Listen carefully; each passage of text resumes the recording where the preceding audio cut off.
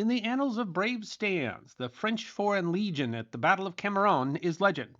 In 1863, during the Second French Intervention in Mexico, a supply column with money for the army's pay was being sent to French forces besieging the city of Puebla. On April 30th, when word reached a French outpost that a Mexican force was planning to ambush the column, the officer in charge sent the only force he had, the 3rd Company of the 1st Battalion of the French Foreign Legion. But the company had many soldiers down with illness, including all of its officers.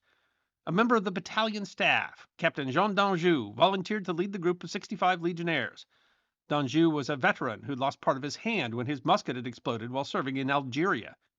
On the way to reinforce the convoy, the group of 65 men and 3 officers ran into a strong Mexican force and found a defensive position in a small walled hacienda near the village of Cameron de Tejada.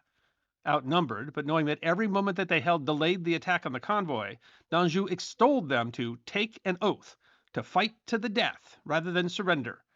Eventually, the small, exhausted force was surrounded by as many as 3,000 troops. They fought tenaciously and refused many offers to surrender.